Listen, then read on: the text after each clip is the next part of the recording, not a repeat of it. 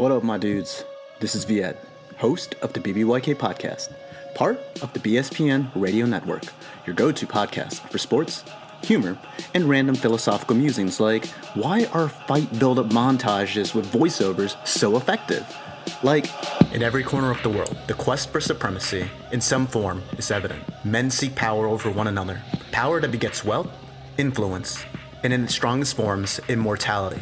A guarantee of being remembered long after one's greatest days have passed. The octagon was created for the express purpose for determining supremacy. But sometimes, in extraordinary circumstances, the results inside differ starkly from the realities that evolve far beyond. A year ago, two men found themselves pitted against one another, and two exhilarating rounds of high-level mixed martial arts later revealed just how evenly matched these two were. That night would belong to TJ Dillashaw, a finish that was punctuated by a victorious scream at his opponent, at Team Alpha Male, at the world. So a year later, they meet again, remembering an evening that yielded a victor, but also left many questions. Like, was TJ actually a snake? And if so, is he related to Kevin Durant? One bout between two greats can hardly determine who is superior. And while fight fans brace themselves for another incredible bout, we are left wondering just how many times these men will face off. Once friends, then enemies, their relationship has transcended and evolved into a rivalry for the ages, a battle for supremacy. Inside the octagon, no love lost. Both men know, in its purest forms, supremacy remains very much unresolved. We talk about UFC 227, whether or not the rivalry between Cody and TJ is actually fake, and why the UFC seems to be tone deaf when it comes to their own fans. And I'm joined by my good friend and fight expert. This guy, he's the new Broestradamus, the old Broestradamus. He's in and out. But David, he actually does all the pick'em articles that you see on broestbros.com. I'll call you BC. You're back to BC. You're only right, BB. Right. We're talking about because BB for basketball. You see, that's what it actually is. How are you doing, Dave? I'm not doing too bad. How about yourself? I'm doing all right. We got so we were kind of talking about this card a little bit. UFC 227. Obviously, we're gonna get into it. We're gonna break it down for you guys. But really, we're just gonna break down the top three fights, which is what everyone cares about. We were looking through this card, and it's really meh. Like they're selling themselves on the two title fights, and then I think the Cub Swanson. Look, if Cub Swanson is in a fight, that's gonna be must-see TV. And I guess the other storyline to be looking out for is the two title fights. That's potentially going to converge into a super fight. If Mighty Mouse wins, and if Dillashaw wins, the rumor is that we're gonna have a super fight. So, and would that super fight happen at like which weight class? Is that gonna be? I'm assuming Demetrius would go up for that one. Because I know TJ said he could go down before.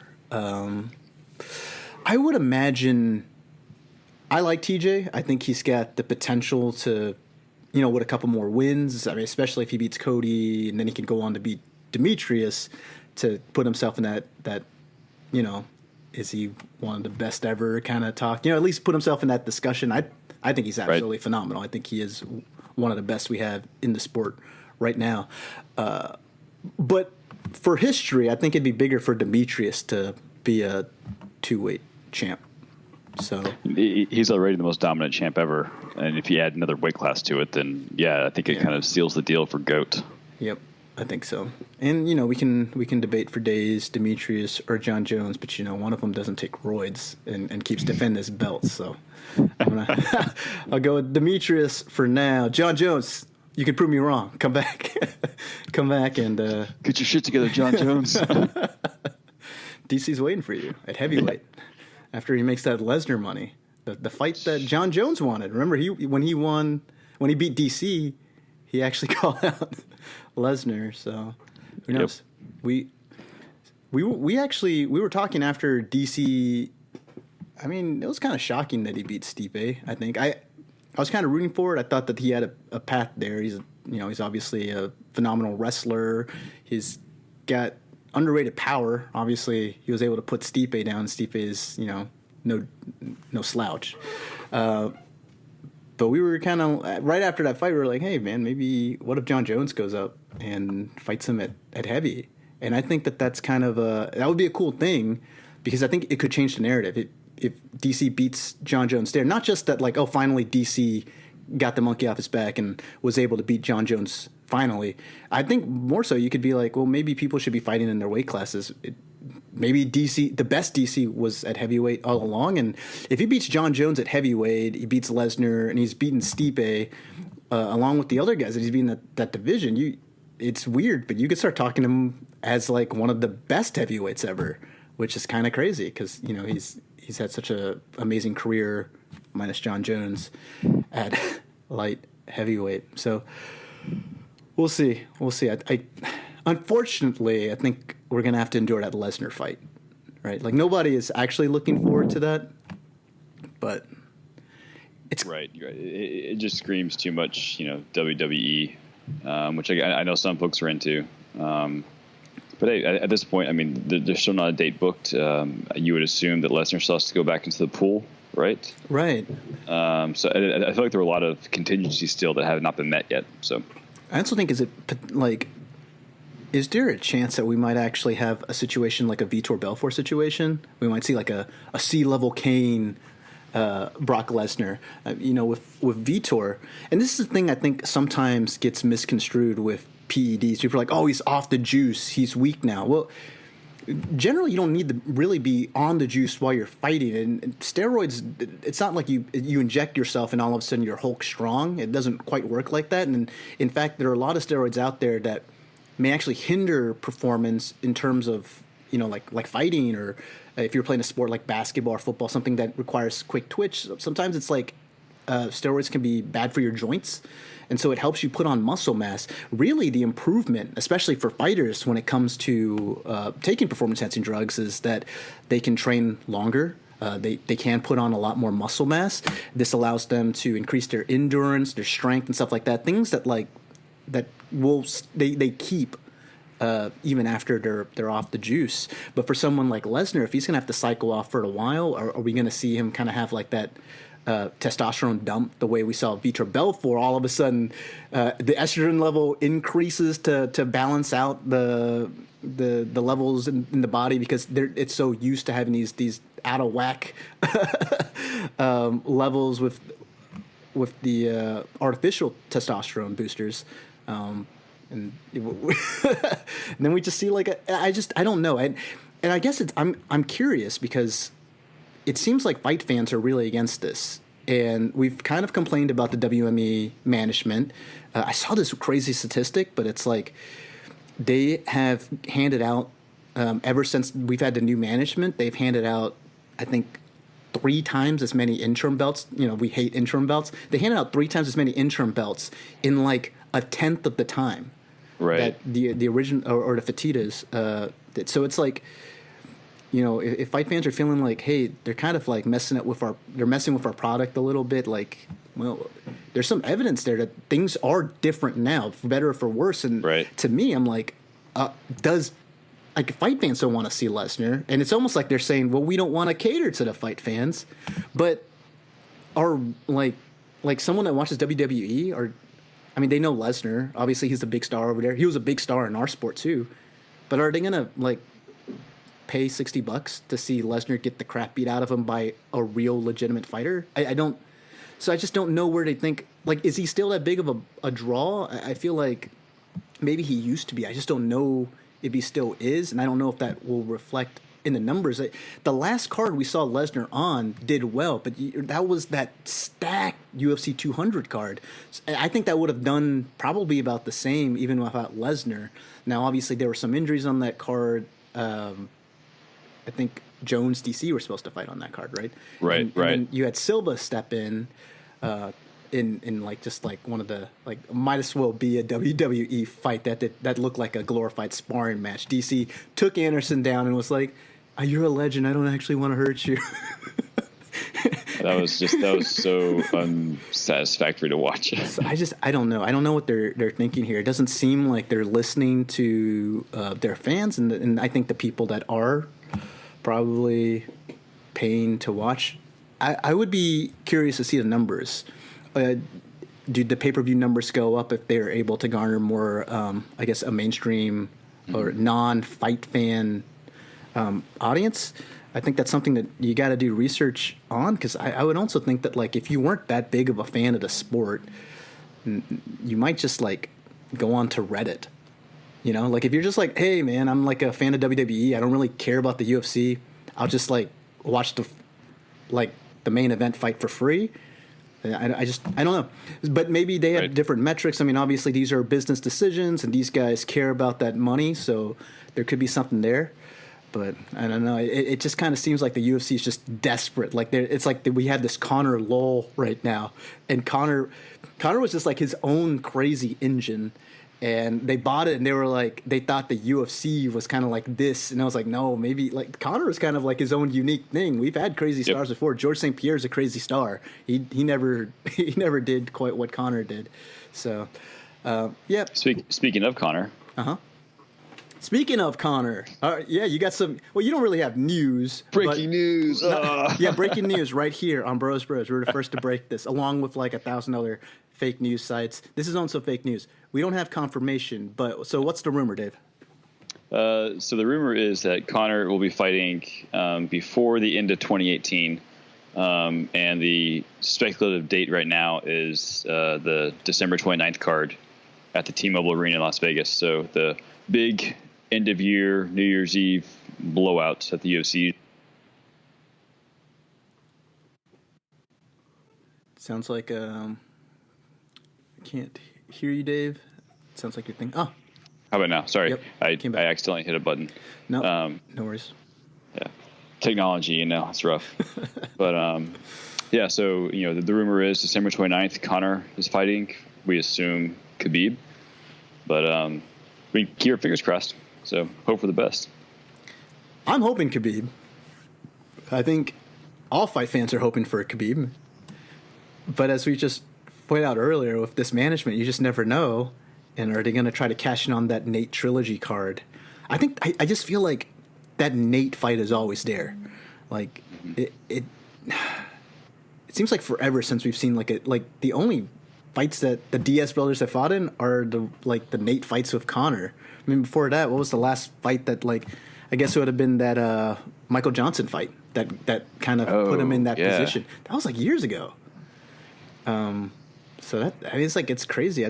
What was it? It's like someone put out. It's been a crazy long time. It's been a crazy long time since Nick Diaz fought.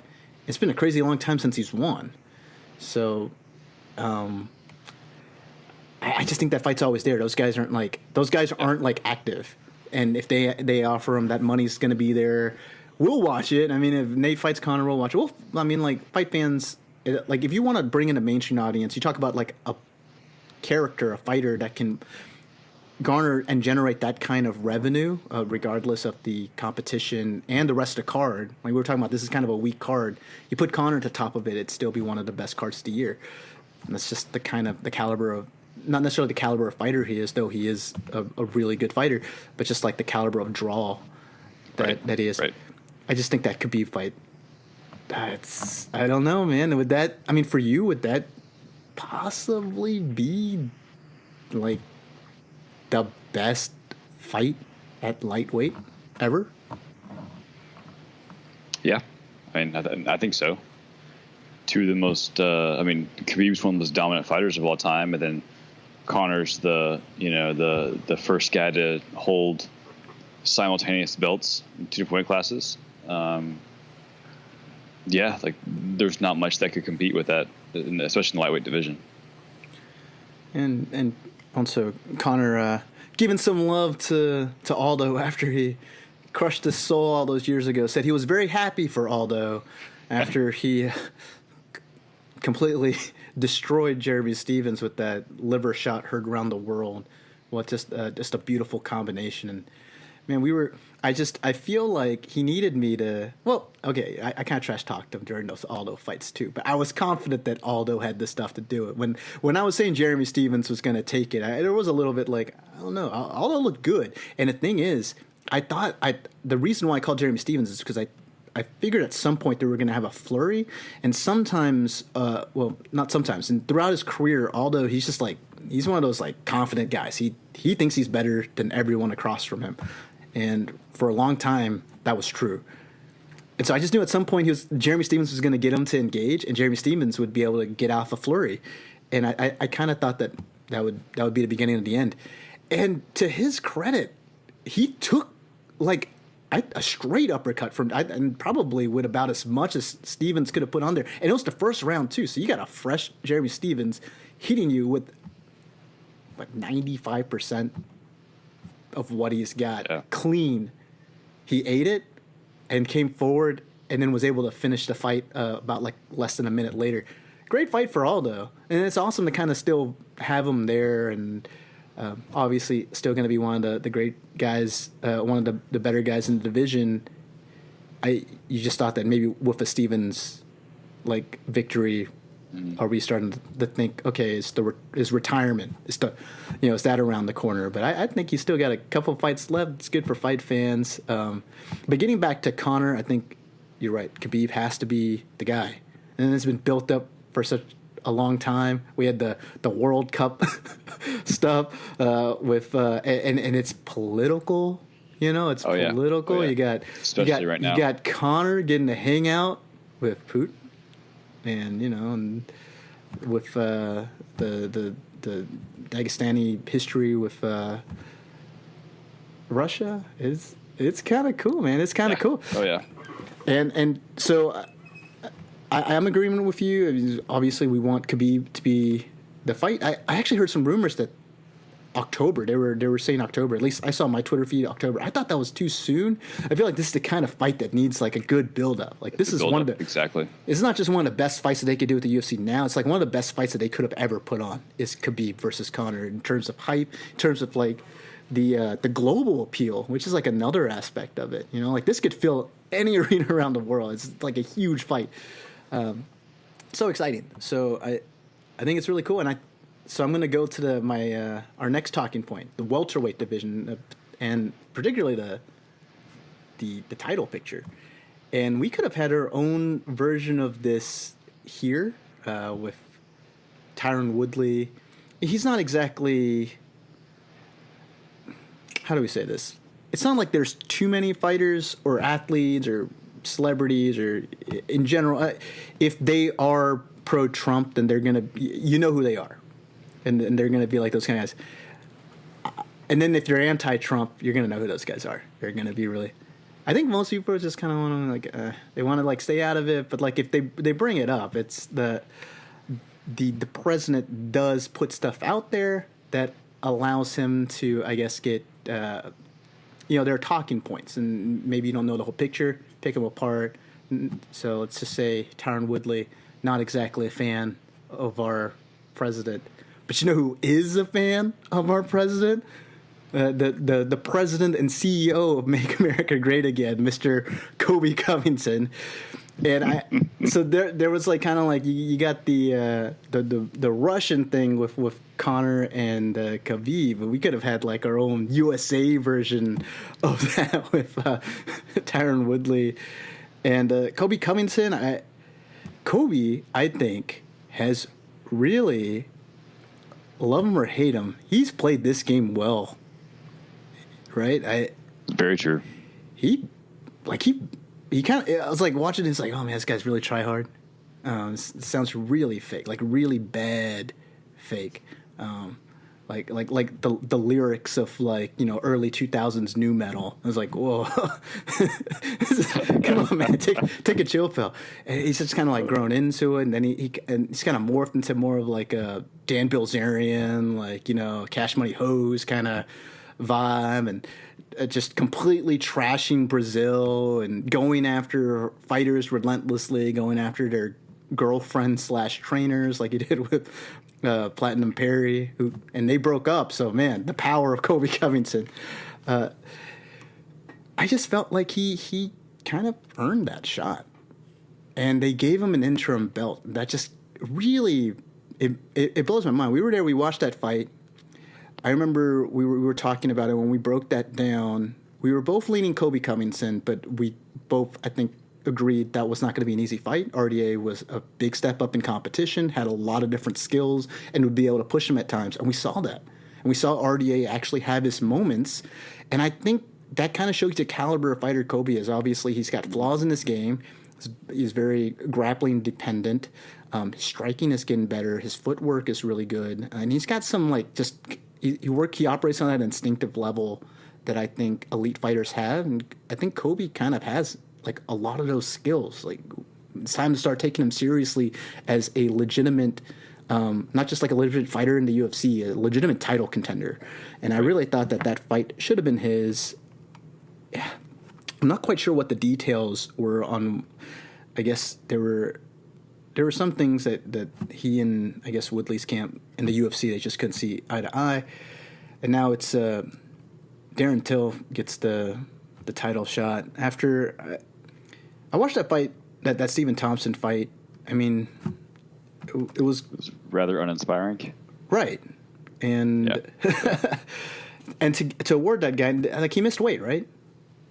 Yeah, he did actually in that one. Yeah. So it's like, it doesn't make sense to me at all. If Till had won that fight in convincing, devastating fashion, maybe you ignore the weight cut issues and still give him the title belt. But the fact that it was so blah, and then Colby just kind of has dominated recently. Plus the trash talking game, like you were talking about earlier, like the dichotomy between Woodley and Covington would sell itself. They've been trash talking for years. Right, exactly. It's already built in. It's there. All you have to do is put them next to each other. It really doesn't make sense to me, the fact they went with Till instead of Covington. Yeah, I like Till. He's got a bright future. I don't know if he's not one of those guys that, like, at least right now, he's not like he doesn't sell fights, and it's not like Woodley has never been the kind of guy that sells fights, and it's sorry, you first. No, well, I was just saying I hate to. Matt's not here, so I guess I get to talk about Woodley. Matt is our resident Woodley hater, but not to come off like a Woodley apologist, I do think oftentimes people take some of the things he says, maybe it comes off a little whiny, entitled, and they let that, and his fights may be a little uninspiring, they let that just kind of, and uninspiring in a well, not uninspiring, but like they can be boring. And they take that and they're like, well, then he's just not like a really good champ. Like, he's not a really good fighter. And we're just waiting for, like, him to, like, it's not a fake belt. I don't think he'd go that far, but I think there are some fighters that are thinking, like, this is kind of like the Michael Bisping of the welterweight division right now. It's just like a circumstance. Like, he happened to be the guy that's there, and he's fought guys that kind of worked in his style, and he hasn't exactly gone out in his defenses to make a statement, but more just to kind of be defensive, like he's played a very safe, conservative game, and that's not winning you a lot of fans. And I think that kind of, it hurts his image, obviously, but I also think it kind of takes away from, like, just how brilliant a fighter he actually is. Like, it's one thing to say, like, oh yeah, he played it safe and he won, but it's like, well, yeah, there's a lot of guys on the roster that could play it safe against Stephen Thompson and get their asses kicked. So you gotta hand it to the guy, and also he's able to play that conservative game because his opponents respect his power and they respect his takedown abilities. So I think sometimes it's okay to hate on Woodley the person, but I think as a fighter, he's legit. He's good. Oh, yeah. I don't know if this Till fight really. I'll watch it. But I really want that Covington fight. So, if he beats Till, that's got to be the next fight. I just can't believe that why the interim belt? And we have precedent for having two belts and then, like, having people fight and then finally unifying it. Isn't that the point? Like right, unifying, right. Like, you walk in with your belt, I walk in with mine. Then one belt to rule them all. I don't get it. And, like, it doesn't make sense. And as far as I'm aware, nobody's hurt. It's not like, they couldn't put this off a month and, give Covington a full camp and do it in, right, October, right? It doesn't make sense to me. And when was that RDA fight? It was like last month? Late June. So cool. So yeah, like Yeah. A month. What? Why? What was the point then? Why not just have it like be like this was like a contender fight, like winner gets the next title shot. It was even worse. It was winner gets a fake belt that will take away in 1 month. What was the point of that? That's just crazy. That's just crazy. All right, let's get to so we not the buzziest card, and not a lot of MMA headlines. One of the MMA headlines is Cody has not been intimate with his wife in preparation for this fight. So it's women weakened legs. Cody no love for 3 months. Women weakened legs, according to Mick from the seminal masterpiece Rocky, one of the greatest movies of all time. Amen. So, any science behind this, David? And you're the kind of like the expert here. Is there truth to this? Is this scientifically accurate? Because didn't Ronda Rousey do the opposite? Exactly. Yeah, I'm the scientific expert. I sure hope there's no truth to this, because that would make for a really, really crappy life. If you're fighting every 4 months or so and you got to go like a 3-month break, no, thank you. And he really kind of open. Cody is like, is he? I feel like if you knew the guy, he would be like a lovable doofus. Like he's kind of like, I think the tattoos and like his try persona. To be tough guy persona makes him out to be a certain way. I just think he's a little simple. Seems like a very harsh term, but I think he's just kind of like, I think it's the correct term. Yeah, I think your term "lovable doofus" makes sense, because if you know him, he's probably a lovable doofus. If you don't know him, you're just a doofus. Yeah, he's just. I mean, I don't know. He opens himself up for so many insults. I saw something on Twitter. They were like, Cody hasn't had sex in 3 months. His wife hasn't had sex in 3 days. I was like, oh. Wait, I'm pretty sure that was TJ tweeting that, wasn't it? Right.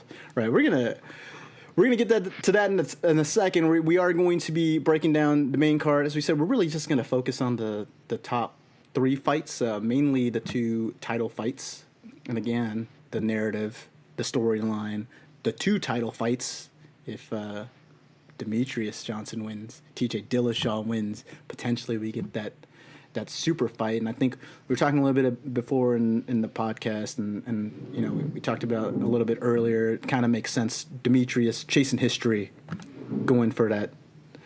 The 2 belts, being another champ. It seems like after Conor did it, all of a sudden the floodgates opened. Everyone's doing it now. Seriously, yeah. It's you get a belt, you get a belt, you get 2 belts, you get 2 belts, you get an interim, you get an interim, you don't get an interim. Who knows? I think also, as we have more athletes and we have more guys with different body types, you probably just have like the big guys that can really cut down. So you have guys that can kind of fluctuate weight a little bit better. Like Conor just looked emaciated at 145. Like he looked like death. I mean, he was still destroying fools, but he just did not look good. At 155, he looked great. At 170, he looked slow. I do not think he's going to be. I mean, he might be crazy enough to go up there and take Woodley. Woodley would love that money fight, and UFC would love that. I don't know if that'd be wise for Conor. I don't think so. But he looks great at 155. And it's like one of those things. He started out at 145, has a great history there, made history there, and it's kind of like that DC thing. Was this actually like his weight class all along, and this is where he was supposed to do great things? And before he really got to get that ball rolling, we had the Mayweather. A little foray into boxing for a little bit, and that kind of took him out of sport for a long time now. Was that Mayweather fight? That was last August, right? A year ago, basically. Yeah. So 11 months ago. Yeah. Well, the only action he's done in the UFC is throw a dolly at some poor bus. Didn't even do anything to him. Well done, champ. Or I guess not even champ. Not even champ anymore. No, just Conor. Lost them all. Just Conor, and that still means dollar bills for the UFC. Another thing I want to point out, just for my dudes over at Bloody Elbow, just I was listening to some of their stuff just in preparation for our fight breakdowns and seeing what they were saying. They were saying Flight of the Condors was one of their favorite Australian bands. It's a funny Australian band. They brought this up. They were saying that Demetrius should actually go as Frodo because he can't be Mighty Mouse anymore because of the IP issues with that. And he was like, "Yeah, do you remember that Flight of the Condors?" I was like, "My dudes, Flight of Concords. It's from New Zealand, by the way." So, the third most popular folk parody band in New Zealand. all right, let's get into this main card. This first fight, we got Thiago Santos versus Kevin Holland. Who? Right? If you want, I can break this down. Go ahead. All right, Kevin Holland. Nobody knows who this guy is. We know who Thiago Santos is, and he hits really hard. So Thiago Santos is going to win by knockout. Yeah, I think so. I think Kevin Holland he's from the Contender Series. Makes sense. And he's okay. I mean, like, kid's got talent. But it wasn't even like he was like incredible on the Contender Series. So, and I get that this is like a last minute fill-in, but uninspiring. Yeah. Thiago Santos. I'm trying to think, but what was it like? Didn't he just get like knocked out? Who did he fight last? David Branch. David Branch. He got knocked out. Oh yeah. But his fights before that have all ended in either a knockout or a TKO, and he's won. So he's. That's the thing. He. I don't think he's ever gone to decision in his career. I'm trying to think of the last time he actually went to decision. Elias Theodorou beat him. No, he beat Elias Theodorou in a decision. Yeah. But usually he either goes down on his sword or takes someone down. So right. Should be fun no matter what. Yeah. I think so. I was gonna say that like it seems like he's one of those guys that like handles the lower level competition, but then like if he goes against a Musasi, he loses. But David Branch is no joke, but he's not like elite. I think after he won that fight, he may have been ranked momentarily, so he's a decent fighter. I don't know if Holland is on David Branch's level, and David Branch was like kind of like on the is this guy actually a main card fighter? Holland, definitely not a main card fighter. Now, this next fight we're about to talk about, this is actually David's. He's hyped about this fight. It's like his favorite fight on the card. We got Polyana Viana versus JJ Aldrich. David, take it away, man. What are we expecting here? So it's kind of like you were saying. Basically, after this fight's over, I will probably turn off the card and just ignore the rest of it. Like I won't even check Twitter for the rest of the fights. Because this is the people's main event right here. Everyone loves JJ, and everyone loves Pollyanna. I mean, who doesn't like the movie Pollyanna? That was a great Disney movie before we were born, in the 60s. I don't even remember. Yeah, that's all I got. Actually, I've got one more thing. I'm pretty sure isn't Aldrich from the that all-female version of Tough, or was she from before that? Oh, she was from before that. Never mind. But she was on Tough, wasn't she? She was on Tough. I seem to recall her. She was the Joanna season, right? She may have been. Yeah, she may have been. I do remember watching her on Tough. She came off like this very like sweet, like quiet girl. So I don't know. But I guess that goes to show how much we care about this and how mind-boggling it is that it's on the main card. Yeah, I'm not as familiar with Pollyanna. Just having watched JJ, and I think I've seen her on like another Fight Night card. The one thing that she has is just toughness. She's able to kind of weather storms, and she likes to then get into that clinch and do some dirty boxing, do that work. So I don't know, maybe just because I've seen her before, I kind of know what she can do. And I know she's tough. I think she's going to be a tough out, and it's hard to finish anybody. So I don't know. Maybe JJ. I don't know. Maybe JJ. Sure. Sure. Why not? Pollyanna's going to wipe the floor with her. She's going to like go out there and be like all beast. Like, it's like, how do we not know this person before? But we know she's gonna look like a second coming of Chris Cyborg. Look, and this is what you need to do, though. If you get onto one of these, if you get the opportunity to be on the main card, you know, like, this is your time to shine. Like go out there and go win some fans. Except for the fact that this is a pay-per-view main card headlined by the two small divisions, so there's going to be like 10 fans watching. Yeah, we'll be there. Wait, there are going to be 8 other people? That's a win for WME. Also, like, I mean, I feel like we should get like stock options if it's like really the fan base is that low. We're single-handedly keeping the lights on over there for the UFC Corporation. Oh man. All right, let's get into the. We said we were gonna really focus on the top 3 fights. Really like this next fight. Got Cub Swanson versus Renato Moicano. Cub Swanson he's veteran of the sport. He's a beast. Needs no introductions. Moicano, a little bit newer. He's had a couple big fights now, but man, I feel like this guy, all he does is win. Like, he's good. His only loss is against Ortega. Right. And right. You look at him, and he's beaten some pretty big names in the sport. I think he's beaten Jeremy Stevens. I think his last fight was against Calvin Kattar, who's no joke.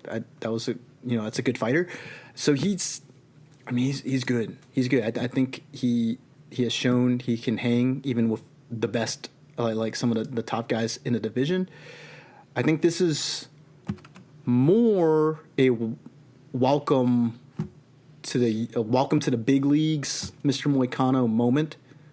At least this is the way I'm seeing it. And I'm going to give you the chance to take over for a bit, versus like a Swanson still relevant moment. I've been burned by these predictions before. When I picked the young guy up and coming, and like the veteran just kind of goes there and smokes him. But I'm feeling Moicano on this one. I'll go into a little bit more in a bit, but I'll let you have a moment to talk about it. How do you see this fight going? This is a tough one. I mean, Swanson's had a long career as a fan favorite action fighter kind of guy, which means he's been through a lot of wars. Still hasn't quite given up on his all offense kind of style, no matter how much it's hurt him. But because it's won him a lot of fights, it's won him a lot of fans, which I totally get that. It's like you said though, Moicano is he's no joke. His only loss is to Brian Ortega, and he has some sneaky submission skills there. So that's a big area where Cub needs to watch out, because Cub has been known to get a little lackadaisical sometimes and open himself up to being submitted. It's happened several. I want to say the majority of his losses have been by submission throughout his career, and so that's an area where Cub needs to be careful.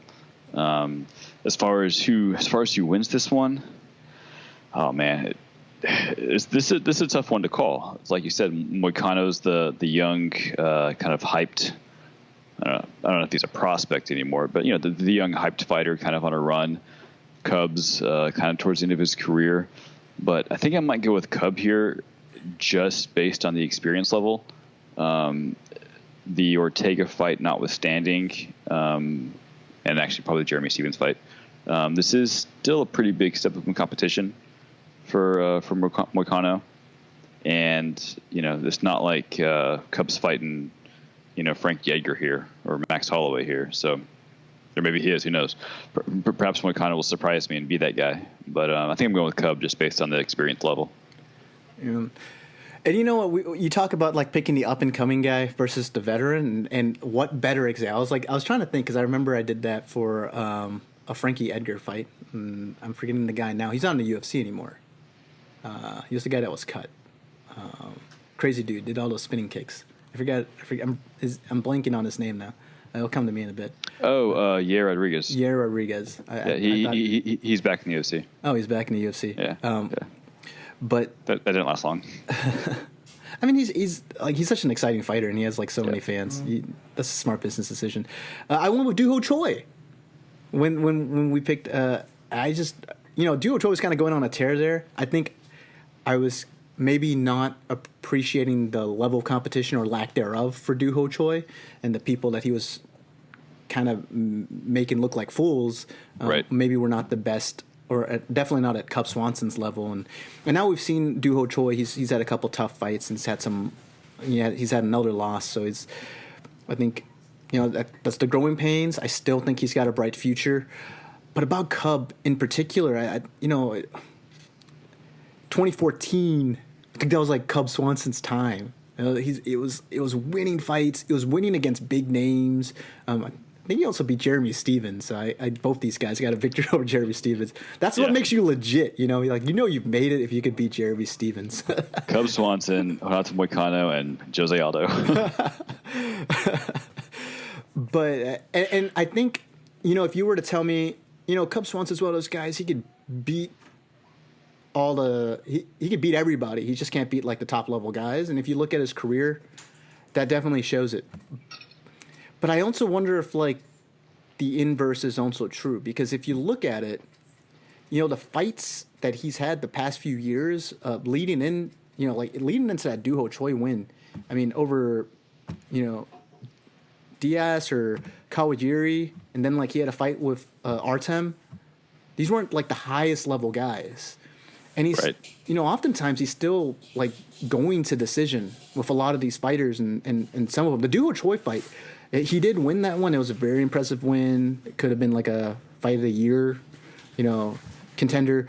But he didn't smoke Doo-Ho Choi. He still took on a lot of damage. The Artem fight, even though it went to decision, a little bit more one-sided. Right. But then immediately he goes against, guys like Ortega, against Frankie Edgar, and he loses. And so it's kind of, I guess I wonder, where's Cub Swanson's level now? Right. Where's that line? Because Moicano is, I feel like he's clearly better than some of like the lower level guys he beat up on. Maybe I would say he's at the level of, I think he's slightly more polished than where Doo-Ho Choi was then. I don't know how much Cub has improved since his fight, but I think this is a very informative fight for fight fans. I think it's really cool. If Cub Swanson wins, I think then you are correct, David. This is just one of those guys. He's like the Benavidez of this division. Like I could beat everyone, I just can't beat like the very very top guys. Donald Cerrone. Oh, younger Donald Cerrone, not the current Donald Cerrone. No, current. But that's for another podcast. That's yeah. Right. So Moicano is a very interesting challenge. I think he poses some speed challenges for Swanson, and for a guy that like generally needs kind of like that speed advantage. He's going to be the bigger fighter. Cub has fought bigger guys, and he's done well. So I don't know how much of a factor that's going to be. I do know fight fans like buckle in. This should be a good one, because you're talking about Cub being like a offensively minded fighter. So is Moicano. Both these guys, I would say, like they're, when it comes to like risk management, it's like fair, moderate at best. Like these guys are willing to take one, to throw one, and they'll hang in the pocket. So it should be pretty good. It should be a really fun fight. Yep, I agree. Potentially fight of the night, which would not be all too surprising for a Cub Swanson fight. Yeah, not at all. All right, this next fight is I don't know if it's actually going to be a good fight, but it's between two really good fighters. It's just one of them is like historically good. We're talking about Demetrius Johnson going for his 133rd title defense. What is it? 134? I've lost count. I've lost count. 134. I've lost count. This guy just, all he does is win. And not just win. It's getting to the point where he's like, it's almost like he's like, let's get some style points. How about I flip a guy in the air and then snatch him in an armbar midair and submit him? How about that? And the thing is, he's not doing it against the low-level guys. He's the champion, which means the only guys he's fighting are like the top three guys in the division. That whoever is next in line gets into that position, he takes him out. And then he knocks him down. They go back to the bottom, and they have to, not necessarily back to the bottom, but like Cejudo had to build himself back up and get himself into this position. First thing, having watched some of those, what I call it, embedded Cejudo looks like a lot older. I don't know. I guess like MMA training like really ages you. Yeah, seriously. But the one thing that really stuck out to me when he was talking about his preparation for this fight was how green he was. And we talked about that when he fought against Demetrius the first time. We know his wrestling's good, but there is a difference between MMA wrestling and normal wrestling. Now, it's those wrestlers, they transition pretty easily. And Cejudo is like, you talk about the highest of high levels. Like Olympic gold medalist. It doesn't get much better than that. This guy is supremely skilled. And he's also a winner. And so, like Demetrius was like one of the, like, it's like, oh man, that's what defeat feels like. That's weird. I don't like that. And so in the embedded, they kind of, the narrative was like, finally he has a chip on his shoulder. And they were saying like, wrestlers don't really come over because, especially if they won the gold medal, like what's the point? You've reached the top, and go figure out like what do you want to do in the career now? Do you want to stick with the sport, become a coach, do something like that? I think as the UFC gets bigger, I think a lot of those guys will go to the UFC. At least I hope so. Yeah. But with Cejudo, he says, I'm the same thing. I got all that wrestling, but now you gave me 2 years to learn this sport, to learn mixed martial arts. Now, how much can you learn in 2 years? Because I saw CM Punk. He learned the sport for 3 years. Still sucks. So I don't know. Jokes aside, Cejudo, obviously, on a completely different level than like a CM Punk. I would imagine he picks up a lot. We've seen in his last few fights, and we've seen this early on. He's got a bit of power, for that division. Oh yeah. Definitely. And like his last two victories, not over any slouches. Sergio Pettis went to decision, and then I feel like everyone finishes Wilson Race. I feel bad for the guy. He's honestly like a really good fighter, but it's like the top guys in the division just kind of style on him every single time. But like the top guys in the division are like just clearly another step above him, though. Right. Oh man. So how do you see this fight playing out for Cejudo? It's just kind of it's hard to see where he's going to have the edge on arguably the pound for pound greatest fighter of all time.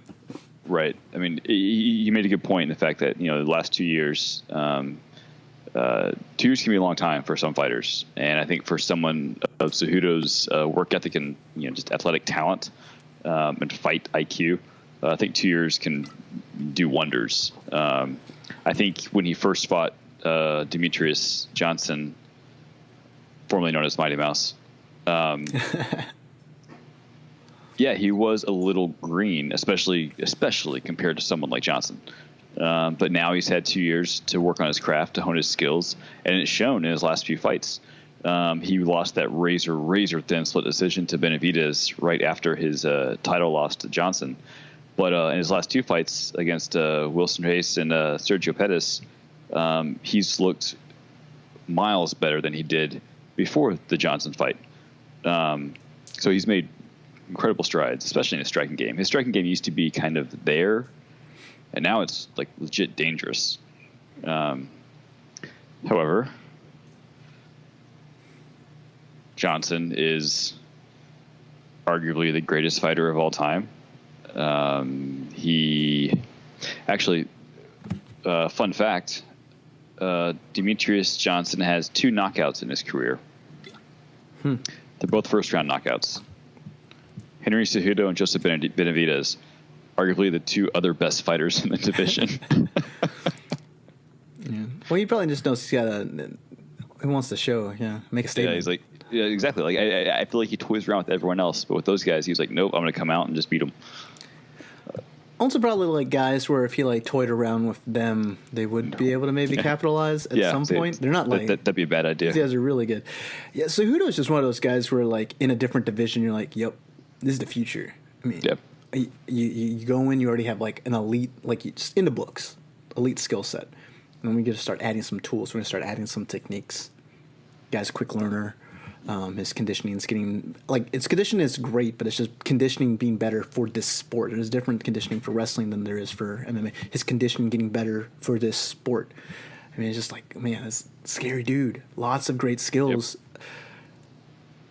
But how much do you have to improve to even get close to the skill level of Demetrius? I just feel like this guy is elite in all facets of the game. The one thing that maybe if you're like a Cejudo diehard, you can take solace in. He did take Demetrius down. We don't see that often. Now Demetrius did immediately get right back up and then finish the fight, I think 20 seconds later. But so you know your wrestling's good. You were able to take down Demetrius. Like, congratulations. And if he's able to be a little more patient, set some of these things up. Like, you're right, Demetrius he's finished Cejudo and he's finished Benavidez, but it's not like some of those other guys and some of the other dominant champs of the past where it's just like you're just afraid. Like, if he touches you with his fists, you're gonna you can play around a little bit. It's just like you're gonna have to be really smart. Demetrius is gonna take advantage of every single mistake, and he probably has a game plan on how to break you down, what he thinks are your tendencies. So you gotta be mindful you're not falling into his traps. It's just tough. He's gonna have to. I interviewed Ben Nguyen a while back, and we were just talking about what's even like game planning against a great fighter, like one of the all-time greats, like a Demetrius. Like, it's so weird. Not every division has to worry about like a Demetrius at the very top. Yep. And he's just like you probably just will never be able to get your skills up to his level. Like, it's kind of one of those things, or to develop your skills to the point where you can like take out one of his weaknesses. If this guy's like maybe a weakness in jiu-jitsu, maybe you can. It's going to be hard to like just increase your levels like the old school way. This is how you increase your ability, like your speed or your athleticism or like whatever you need to like defeat your opponent. It's hard to like get there, but the only thing you could really kind of do is like be a little bit surprising, maybe zig where you think he's going to zag. So who's going to have to be surprising? Yeah, and, I think that makes sense. I mean, it's, Mighty Mouse has seen a lot throughout his career. He's seen Cejudo before. So, yeah, like you said, Cejudo needs to surprise him to a certain extent. And maybe the fact that, he's made significant improvements in his fight game over the past 2 years will help, create that surprise for Johnson. But at the end of the day, this would be despite the fact that Cejudo is an incredible talent, an incredibly good fighter, one of the best fighters in the division, if not the second best fighter in the division, man, this would be a huge upset. Yeah, I wonder what the betting lines are for this one, but it's just crazy because he really is as good as it comes. Like, Cejudo is a good fighter. And this is I think sometimes the guys in the smaller divisions, you kind of wonder, it's always at the extremes, right? Like, what is the talent pool for the heavyweights? What's the talent pool for like the lower weight classes? Right. But we're about to talk about the 135 division, and man, this division's got a lot of killers in it. Oh yeah. We got the. It's a big fight. Dillashaw versus Cody Garbrandt. Are you hyped? You hyped for this? I am hyped.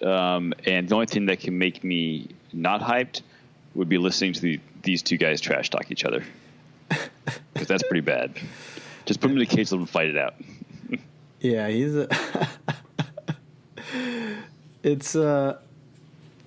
it is kind of crazy.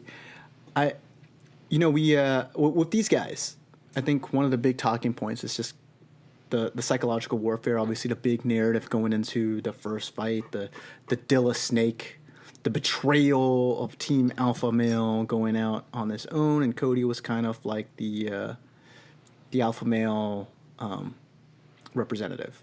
He was there to represent his team, represent the people that this guy left behind, and show him that he made a bad decision, and it didn't quite work out. One of the first things I want to point out is that we heard after that first fight that Cody was going through some back problems. Did you really think that was that big of an issue in the first one? And do you think that, Cody says like, oh yeah, I'm fully healed now. Do you really think like that's like a big deal? Like, should we be like, oh yeah, that's going to be a factor in this next fight? Or is it kind of like, nah, that's just kind of more, I don't want to say excuses, but kind of like, oh yeah, my back was hurt. So.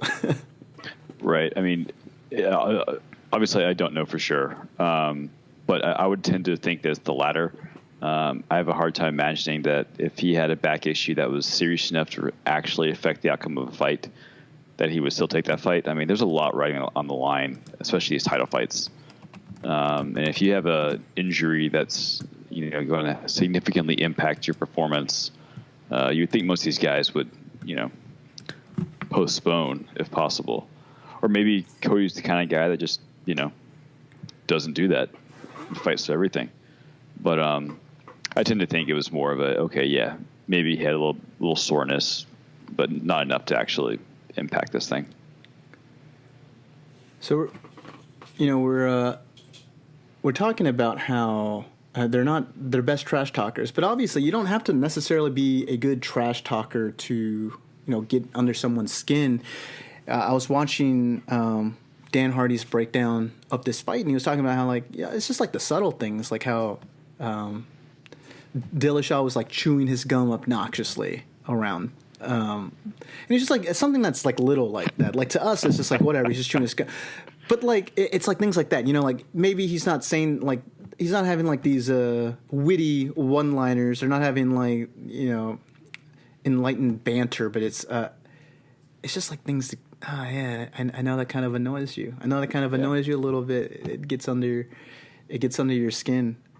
So there is an art to that psychological warfare. I think that's definitely real. I remember when Coach Kavanaugh was talking about, like just in Conor fights and how he kind of flips a switch. Like, it's like, I got to go out there, I got to trash talk, I got to really get into this guy. And then like all of a sudden, like gets closer to the fight and it's like, all right, the insanity is gone. The mask of insanity is gone. I'm focused. It's time to go out there and take care of business. And he was basically saying how it kind of made the build up to the fight, the first round, like you already went one round before you got into the fight, and you have no love. I really think as a fighter, he's an intelligent fighter. Got high fight IQ, very intelligent in the octagon. I don't know how questionable intelligence outside of the cage. He's just like, I think he's like a level doofus. I think if he was your friend, he's like Cody. There Cody goes again. I remember when he beat Cruz, and what a phenomenal performance that was. It was incredible performance, yeah. And at the end, he was like, yeah, Cruz is really good at trash talk, and he knows, this is a quote, by the way. I'm reading you the quote. He knows a lot of good words. Shit, I couldn't read till the third grade, and I barely graduated high school. I was like, but he's like honest. He's just like a very genuine guy. I think there's something kind of endearing about that. You can see he gets like really worked up. Like TJ doesn't have to say much. TJ could just be like, "I don't really like your shirt." Why did you say that? How could you say such a thing? All right. I bought this shirt. Okay, so Dan Hardy was talking about how you don't have to necessarily trash talk. It's just about how these little actions can kind of build in that psychological warfare. I'm going to go one step further. I'm going to say this is like a brotherhood psychological warfare. This is psychological warfare between, spoiler alert, friends. Maybe not like good friends, but here's my hot take. These guys don't actually hate each other. This is all for show.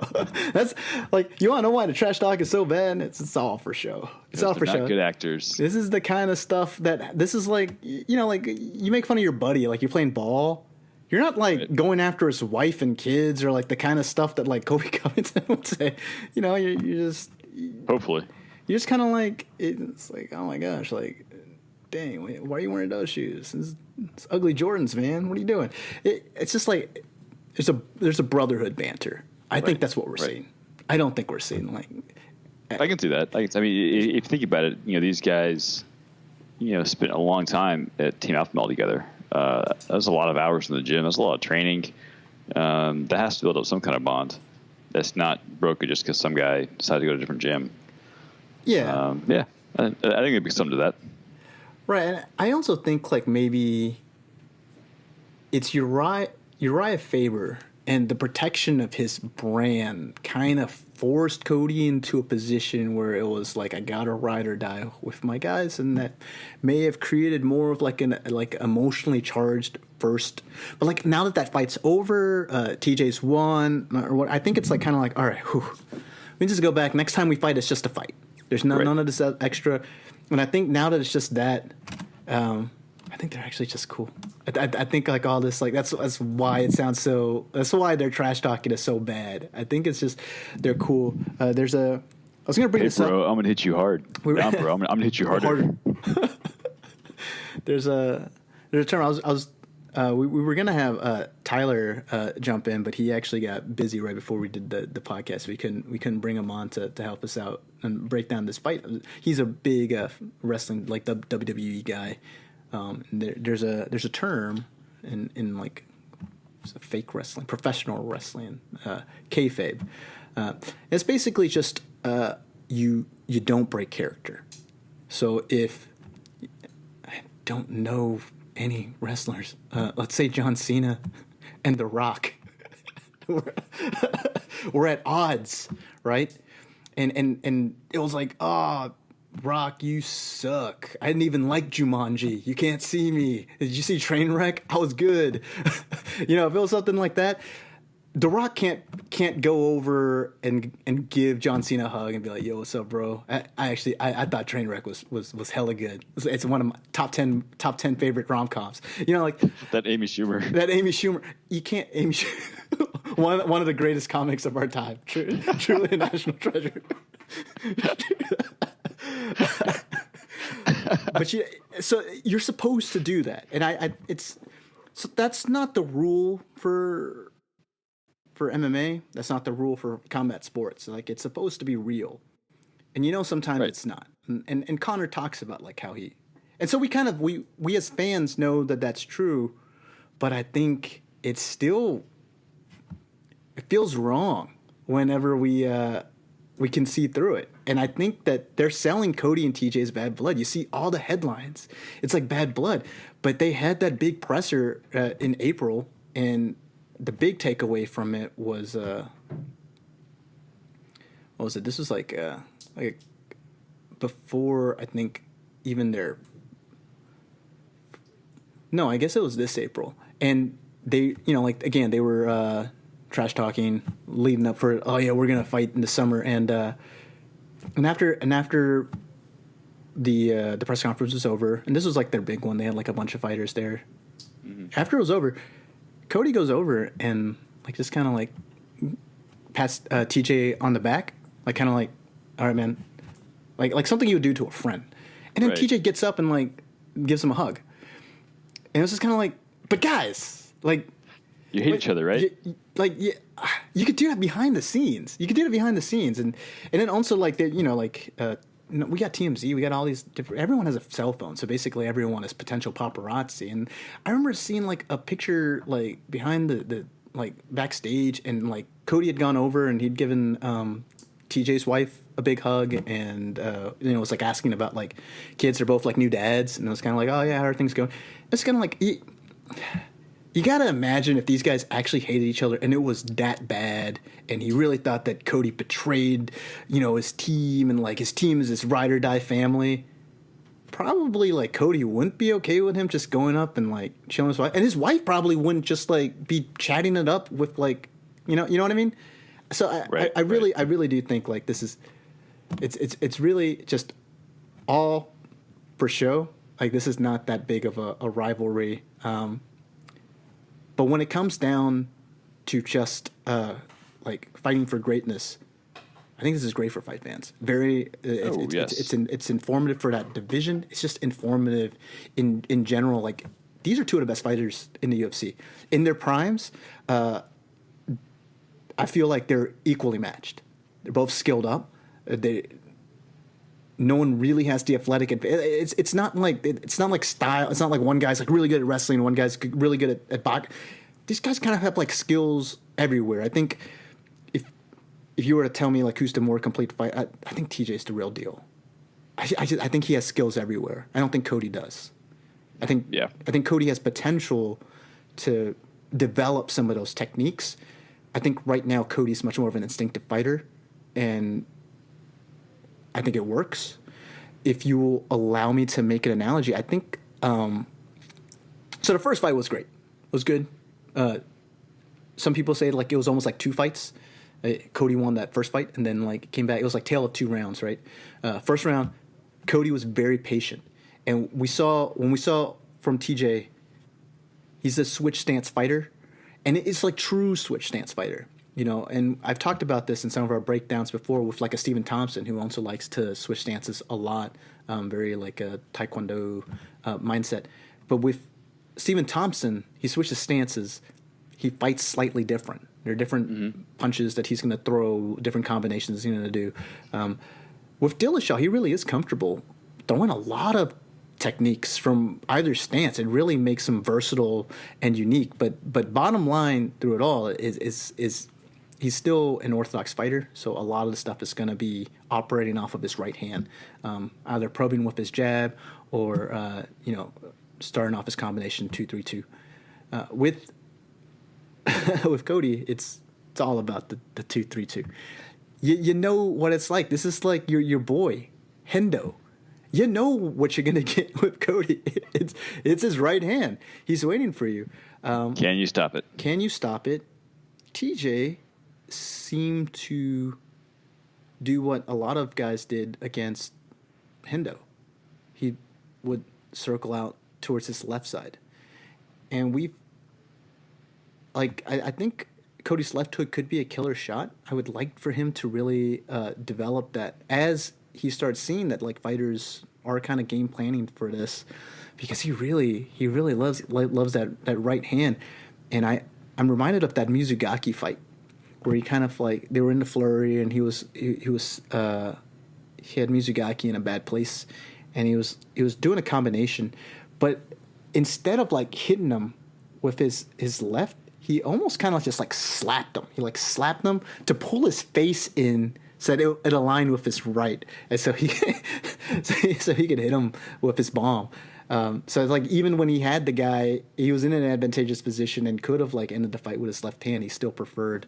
Right. That's how right hand dominant he is. What do you think the fighters have learned from each other, and what do you think we can expect perhaps differently the second time around? So I think that Dillashaw is one of the better adaptive fighters in the UFC at the moment. I feel like he's constantly learning, which is one of the reasons why he's so good, as good as he is.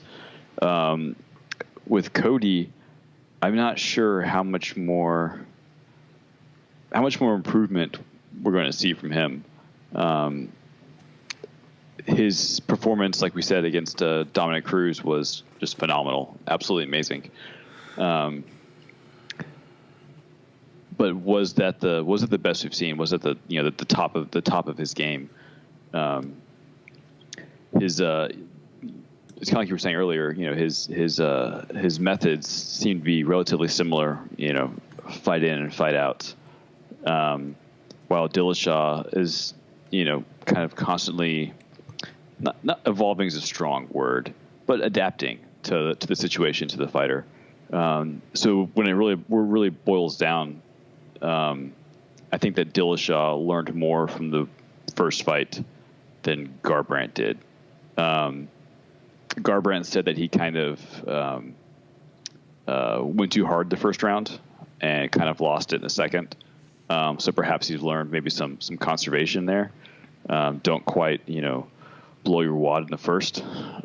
Save some for later, because Dillashaw has been cracked before. Dillashaw has a pretty good chin, as we've seen. I mean, we saw it in this fight against Cody. Dillashaw's chin there.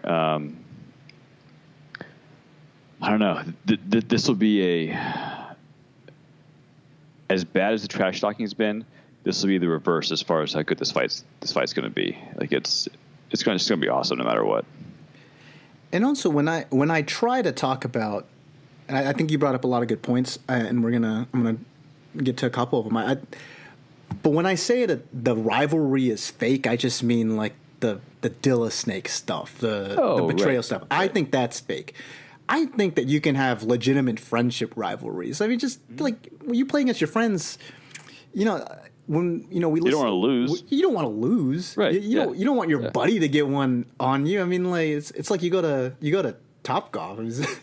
You're just like golfing in general. I just kind of feel like you go out there with people perhaps you don't know. You just don't want to be embarrassed, but it's not like you go against your buddy. It's like, no, man, I want to win. Right. It's like, so I just because the bad blood isn't there doesn't mean that these guys don't really want to beat the other one up. So here's my question to you. What do you think it means, or at least who do you think it favors that two of the biggest moments in the fight, minus the TJ Dillashaw kick? We'll get to that too, brilliantly set up by TJ Dillashaw. But the two, I think, biggest moments of the fight, the knockdown in the first round, and then the flurry that eventually ended up with TJ Dillashaw knocking Cody down and then finishing him with strikes on the ground.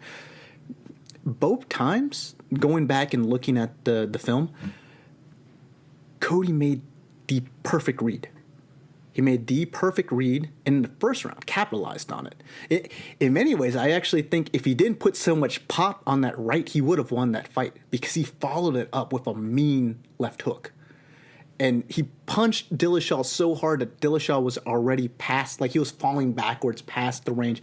If he had just like maybe softened up on that right and really committed to that left, I think that fight could have been over. And when like TJ got up, I was like, I'm fine. I'm totally fine though. Don't help me. I'm good.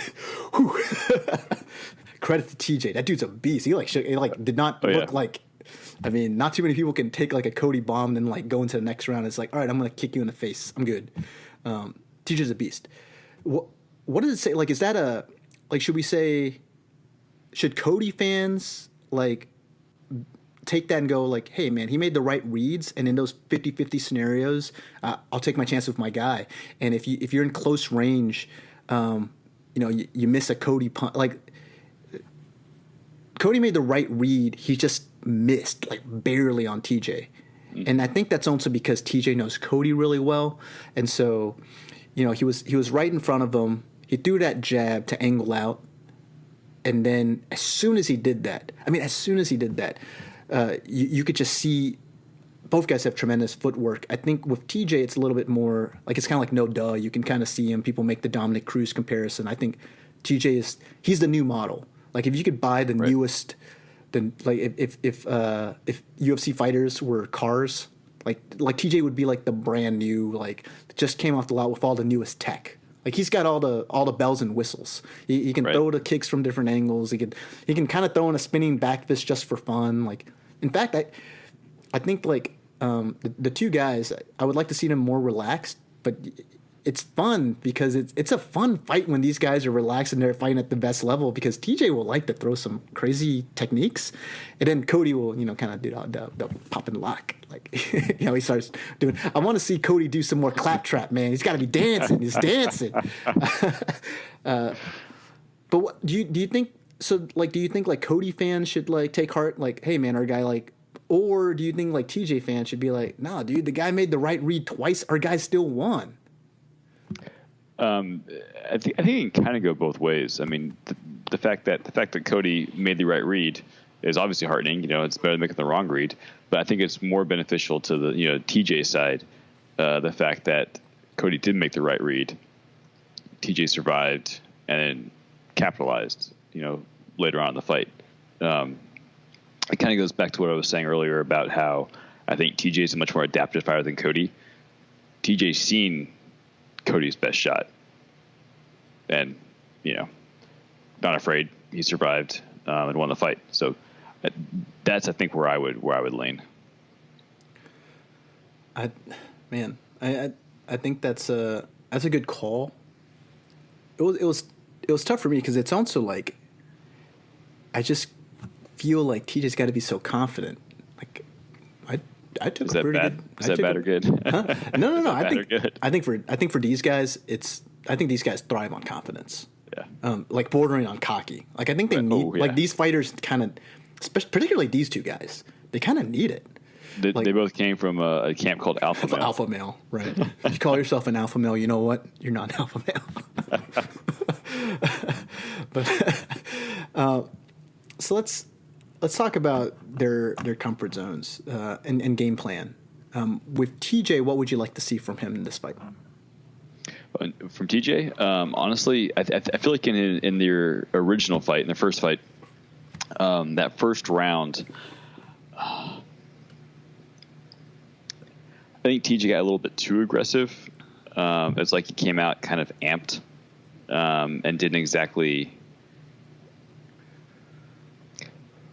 Garbrandt seems to do a similar thing quite a bit in most of his fights. You know, his style, the way he moves, and I think that could be manipulated, if you will, by someone of Dillashaw's talent level and footwork with his style of footwork. I feel like he could manipulate what Garbrandt does and likes to do, and basically, colloquial terms, set a trap, if you will. I just feel like in the first one he came out a little too aggressive and wasn't quite thinking that way. But based on their styles, I think it's something that Dillashaw could and probably should do the second time around. I also think like it's got to be in his game plan for TJ anyways to just get one on Cody, because Cody's like if you hit him, he wants to get one back immediately, and that's a more vulnerable Cody. And right. Cody is when he overextends. We think of him as like this swarmer, but really he's very comfortable being a counter striker. He just kind of like waits. He waits, and I really I have to applaud Cody. I thought his performance in that first round was pretty good. You saw TJ's game plan works against people, and it wasn't working against Cody. I really think that knocking down TJ it's like we're knocking down TJ, not finishing him. It's like weird, but that may have been actually like a bad thing for Cody. It gave him a little bit more confidence, and it made him a headhunter. And he really should have just stuck with the game plan. And I was really impressed because early on when he was sticking with that game plan, you saw a lot of feints. You know what you're going to get from TJ: switch stance, feint, level change, see where your feet are, throw out some jabs, and then boom, try to go up top. Maybe try to throw a head kick. Feint, maybe throw a leg kick. You might see TJ even try to throw a takedown attempt just to get the guy to respect that. That's all. TJ is just about setting up traps. He's about just kind of like seeing how you're moving, like setting it up. It's a lot like how Anderson Silva used to kind of see how like he'd like wait, like move forward, press forward, see where you made your mistakes, except a lot more aggressive the way TJ does it. Like he's really like, all right, go ahead. I'm fast. I'm gonna keep pressing. Like, and you see that in most fighters. You're like, oh shoot, like it's really tough against TJ because you find yourself in a position, especially if like TJ, he's so quick and he moves forward. If you get hit by something, you just kind of like, all right, defense, counter shot. Like, what do I do? And you put yourself in a position where, like, if you kind of stay there, you have the chance. Like with Cody, that would be his best option. He would probably want to like stand his ground, try to fire something off and say like I can win these 50-50 exchanges. For a lot of fighters, that's not something you really want to do against TJ. He can pick you apart close range. Now, if you try to move into it, TJ's really good at changing levels and take you down. Now, if you want to back away from it, TJ's really good at throwing a reactive head kick as you break. So it's kind of like, dang, what are you supposed to do? And you're supposed to make this decision like really quickly because TJ doesn't like it's like what Dominic Cruz does with all that movement. He's trying to like really like throw a lot at you, make you think about a lot of different things, so you can't make the best decision, the most intelligent decision at the time. It's what he wants. And he breaks you down. He breaks down your decision making first before he breaks down your body. That's what makes Dillashaw such an incredible fighter. But Cody was doing a good job of not really biting on any of that. And he didn't really bite into it on Dominic Cruz. I just think he gets hit with something, amps him up, where he hits you with something and amps him up. But against Cruz, I maybe it's just because we know Cruz isn't the strongest hitter. Right. I think that's what it is. And I think he couldn't really hurt. He couldn't hit him hard enough to like put him in any danger. So Cody was never pushed to having to change his game plan. So he could stay patient. And TJ can hurt you. I mean, he knocked him down with that kick. So I think if you're TJ, if I was coaching TJ, you kind of want him to like go back and stay a distance and throw those kicks. But if you're Cody, if I was in Cody's corner, I think I would just say like, man, look at what you did in the first round. You know what he's going to try to do from you, and you didn't bite on any of it. And then you wait for him to kind of go into that close exchange, something that TJ, out of all the things he wants to do, he's okay with doing that. But out of all the things Cody wants to do, like that's like kind of his game plan. Like he has to wait for someone to get into his range. So I think that maybe it might just come down to, I think these guys are really good. I think they're pretty evenly matched. I think maybe on one side you have a guy that's like just has more techniques, more complete mixed martial artist, but this other guy who's just like so elite, but almost like just on instincts, like is obviously not the smartest cookie, but like when it comes to fighting, he's brilliant. He just kind of like knows things. If he could just add a couple more techniques, I think he could be really scary. I think I agree with you. I don't know if Cody's going to have to fight. He's going to fight very differently in this fight. I don't know if he necessarily has to win. I think that's a fair point. I think you could look back at that last fight and you could say you made the right read, and you were 2 inches to the left of maybe knocking TJ down again. If you would have knocked him down again, he would have had 3 minutes to do the same thing that TJ did to him. So, and also props to both guys. Like Cody also popped up. TJ popped right up after he got hit, and then like these guys are tough dudes. And so if it's that close, I think maybe it might come down to coaching. And you saw in that first fight, it was like Dwayne Ludwig, and it's like TJ's kind of like doing this drunk walk back to the stool, and Ludwig's all like, man, it's time to go Taylor Swift, man. You got to shake it off. You got to shake it off. And he made the right reads. It was like, hey, look, you got Cody does the same like Hendo. He's got his hand there. Right. He's ready to, but he actually has it low. He's just comfortable holding it a little bit lower. That's an opportunity for you to throw a head kick. And you saw he went out, faked it was like really brilliant. Like looked at the guy's leg, like faked like he was going to go throw a leg kick. And he's just, his ability to do that. Now, we were talking about Stephen Thompson earlier, also really good at making it look like he's about to throw a leg kick and then can throw a body kick or a head kick. TJ can do the same thing. TJ's kicking game is strong, and he can do it. And he's such a quick twitch guy too. Like, he can kind of chase after you, so he can cover ground. Like he can potentially like get you, like even if you're like doing everything you can to get out of the way. I saw Ludwig make those reads in the corner for TJ, and I saw the alpha male guys kind of more like, yeah, Cody, you got this. He doesn't got you. I don't know. I don't know if like that was the best. Obviously, those were the sound bites that we got to hear, like the advice they gave. And I'm not going to take anything away from the alpha male guys. These guys obviously know how to fight and stuff like that. I just have a lot of respect for Dwayne Ludwig. And I think it's also just different when you kind of dedicate so much time for one of like your elite fighters. I know Cody Garbrandt is the elite fighter there at alpha male, but alpha male is just like a different way of doing things. They don't necessarily have like that head coach specialized in it's kind of like big brother, little brother. Like, so Cody's also spending a lot of his time like probably training with some of like the lesser guys, just like kind of building them up too. That's just kind of like how that school works. And I know that they're going to give him the best advice that they think they have. To me, it just sounded more like they thought that Cody had it, stick with the game plan, and it was just all there to be, like Cody cheerleaders. And what I saw from Ludwig was, okay, all right, we're going to break him down each round. All right, this is what he did here. This is how we're going to capitalize on this one. I think if we would have seen Cody survive it, we would have gone down. Ludwig would have broken it down even further.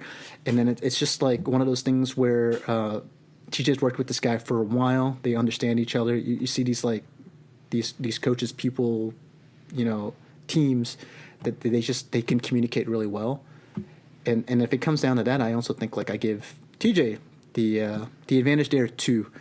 I think so. I guess what I'm trying to say through all this is that I think I agree with you. I think this time around, I really do. I see it for Dillashaw, but I don't know. I have a funny feeling. I think Cody's gonna be able to pull it off. Cody has the power. I mean, he has the quintessential puncher's chance. And like you said, he's a very instinctive fighter. So it's this is a hard fight to call. I mean, I totally agree on that. Let me give you this. Actually, yes.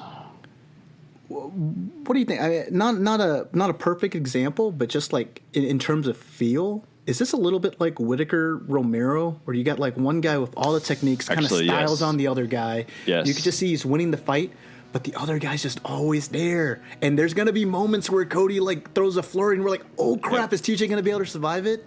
And it's like, is that like, is it gonna be kind of like that? I think it's a very spot on comparison. Yeah, I totally agree on that. Man, and if it's anything like that second fight, that Whitaker Romero second fight, and if it's like that, man, we are in for a treat. It'll make up for all the meh matchups on the card. Yeah. What's this? Which, who knows? Maybe those meh matchups will be great fights. But. And before we close up, and this is something we talked about for a while, and I want to just get it out there again. I think the UFC needs to listen to us East Coasters. Yes. This fight is on the West Coast, man. It doesn't have to still be a 10 p.m. start time for the main card for the guys on the East Coast. Like, start it earlier. I love those fight on Fox. It starts at 8. By the time it's like 8:15, maybe 8. I mean, by the time it's 10:15, 10:30 on the East Coast, it's done. Yeah. Like Oh yeah. And I kind of feel like it, like for at least for me. I don't know what it's like for you, but like like fights, especially if like a fight like this, it's kind of fun. You kind of like you're like anticipating it. Like we'll probably like you go out, you like watch it with your buddies and like on the East Coast, it's kind of like, yeah, dude, and you're so hyped. And the main card doesn't even start till 12. And it's like, yeah. It's like all this energy, like so hyped, it's like done. And it's like, just like. And now the bar is closing. It's 12:45. The bar's closing. Like the like the bright lights start turning on. It's like time to get out. It's like what the heck, dude? Wouldn't it be so cool like if we got to see Cody and TJ have just an epic war, and after it was done, it was 10 p.m. and it's like, oh, if you guys want to still enjoy your night, go have at it. It's Saturday. Right. Go have fun. Not, it's Sunday morning and everything. I think the best experience was that fight out in Fairfax, Virginia, that started at like 10 a.m. It was great. We left and it was 4:30 or something. It's like, oh, it's happy hour time. Let's roll. Dude, we were lit at 4:30 though. Oh man, that was fun. All right, good times. You got any final thoughts on like again, it's an underwhelming card. We spent the bulk of this breakdown on the main event, I think for a good reason. I think that's one of the best fights that you can put together in the UFC is Cody Dillashaw. Every time this happens, I will be watching. I think these are some of the best guys to ever do it. It's pretty evenly matched. These guys they're skilled up. They're in their athletic prime. Like there's just so much to love about this. Also, another note, I think we need to get out of our head. Trilogy has like a nice, like it's definitive, and we like thinking, all right, if say Cody wins, we want the trilogy, and I think we need to be more comfortable, especially with like young guys that are getting into sport. As the sport gets more popular, we're gonna see it like other sports, where you're gonna have guys like John Jones who can come in and dominate at 21. What if you have like a couple guys that could do that, like Cody and Dillashaw? They're not old. I can't imagine they will only fight one more time. I think we need to like think of it like more like sports. This could potentially happen 4, 5, 6 times, like these two fighting. Right. And I think we should be happy for that. We like each time it's going to be like a different story. How much is Cody going to improve in his career? I think he has done so much of what he has, and he has a great foundation, a reactive wrestling game that he doesn't necessarily use offensively, but it's nearly impenetrable defensively. An incredible boxing game punctuated by just incredible power in his right hand. He's got, the one leg kick he'll throw just to show that he can do it. I'm sure he can throw head kicks, like he's capable of it. And then you got TJ Dillashaw, who's like anything in the book, this guy could probably do it. This guy's got all the skills. Why not see these guys fight a bunch more times? Let's do it. Looking forward to it. All right, man. Any closing thoughts? I will be getting out a DraftKings Pick'em article, I swear, before this fight comes out. I missed last week. I was out of town for several days and did not have computer access, so I apologize. But yes, I will get one out this week before UFC 227. Awesome. So keep an eye out for that one, guys. And until next time, we are the Broest Bros.